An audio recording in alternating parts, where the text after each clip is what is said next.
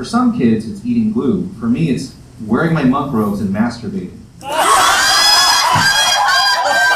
When I was 7, I was a monk for 3 days as part of the Burmese tradition of Shinbyu. Does anyone know what Shinbyu is here? No? Okay, that's fine. Anyway, the way I'd summarize Shinbyu is it's the Buddhist rite of passage that young people take in Myanmar, or Burma to people who don't like the military junta in the crowd. I'm just going to call it Burma. Shinbyu is boys microdosing Buddhism. I'm sure you're all aware that there are Christian summer camps and Islamic summer camps. Well, Burmese Buddhists have summer camp too. It's called Shinbyu. According to Wikipedia, Shinbyu is deemed the most important duty that parents owe to their son by letting him go forth and embrace the legacy of Gautama Buddha, join the Sangha, and become immersed in the teachings of Buddha, the Dhamma, at least for a short while, perhaps longer, if not for the rest of his life. And it is a his for Shinbyu because in Burma, Buddhism is still undergoing sexism. Anyway, my mom was ecstatic to take me to Burma and for me to do Shinbyu. A lot of parents seem to enjoy watching their children do piano recitals, school graduations, and rites of passage like Shinbyu. I just wanted to get cool robes and maybe learn Kung Fu. So I walked into the monastery with my mom, and it was truly the coolest thing. It was the kind of stone building that you'd see Indiana Jones exploring for treasure, but in real life. Gathered around with the other kids going through Shinbyu and our mentors, the older actual monks who had dedicated their lives to Buddhism. And I was going to get to join this club. Before, these people were just the faceless figures of Buddhist authority. Now I was going to get to be one of them. The first thing they do when you get to the monastery is initiation, where you shave your head, get your monk robes and your alms bowl, which is the bowl that a monk uses to beg for money and food. I had never shaved my head before.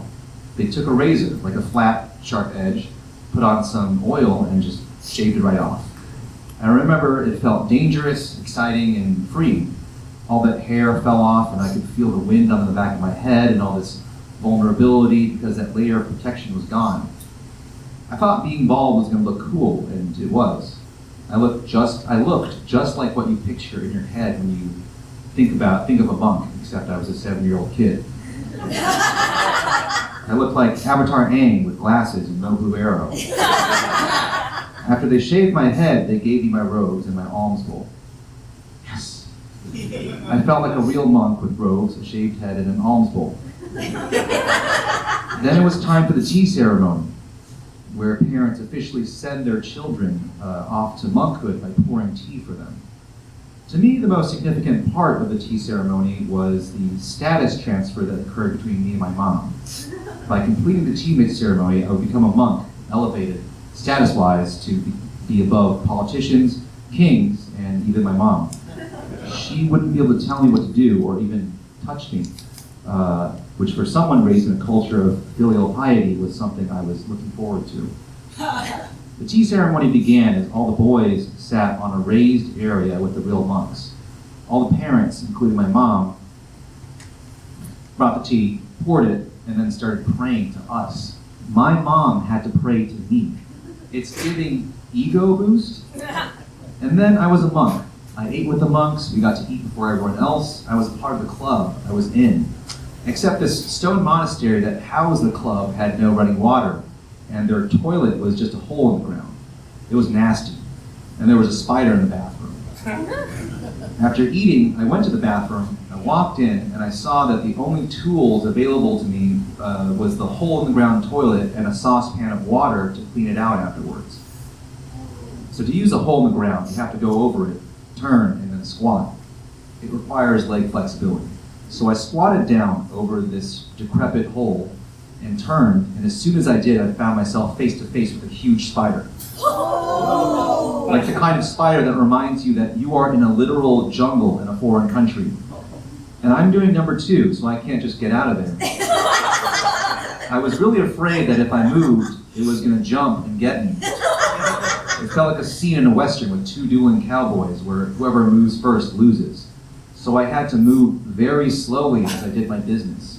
Took the roll of toilet paper that I had taken with me into the room, and then upturn the saucepan over the hole and clean it out. This was all happening as the spider was standing stone still, not reacting to anything I did. But I knew that, as all animals do, it was watching me for signs of weakness. Any sudden movements, any nervous quirks, and it was going to jump me for sure.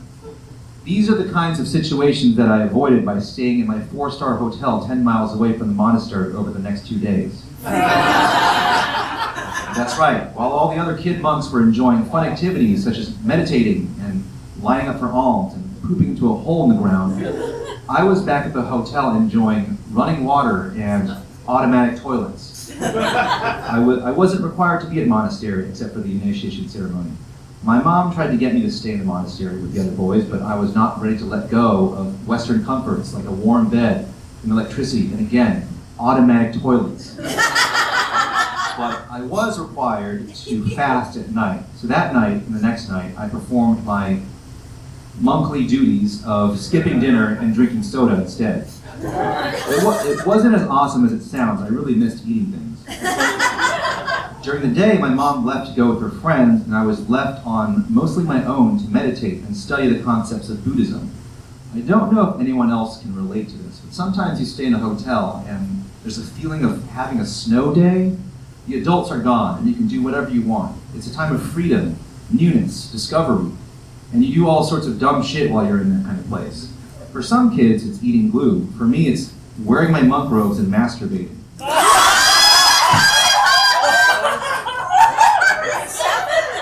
What's that? 7, yeah. What? Am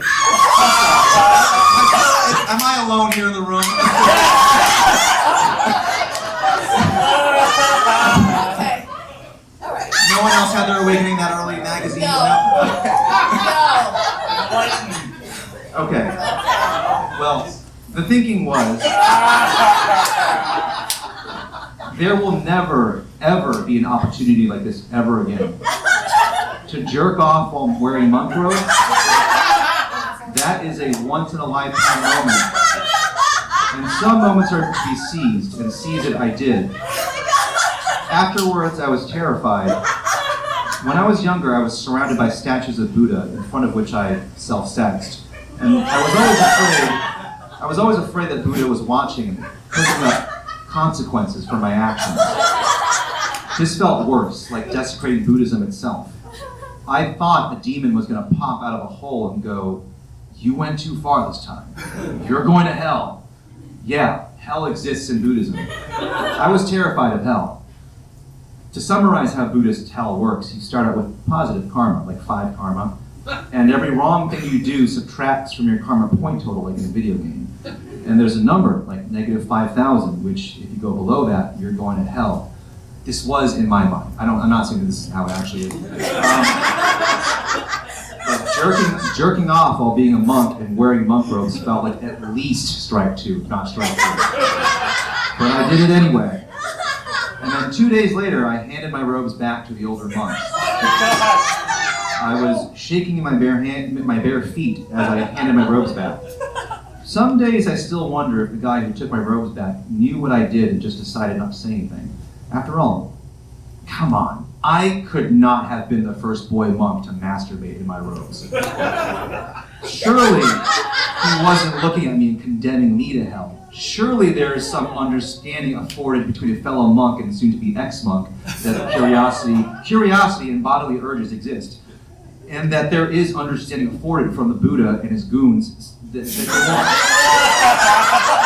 they're not going to send me to hell after one teeny time defiling the robes of a Buddhist monk. That if I get hit by a truck after telling you guys a story, that I wouldn't be dragged down by a bunch of demons and imps into the pits of hell and be boiled in a cauldron for 10,000 years. And then I was a normal citizen. I had completed Shinryu. I was free to return to the world. I had sampled the path of Buddha. I had checked off something on my mom's bucket list. And my mom asked me if I wanted to do it again when I was 20, as part of the second rite of passage. Sort of like hey, you did Buddhism for a few days when you were younger, now you might want to try it for longer, like maybe the rest of your life. And my answer was resolutely, no, I won't be able to be a monk again until I fully detach from my worldly attachment to toilets, food, and, plain clothes. That's what I got. Thank you.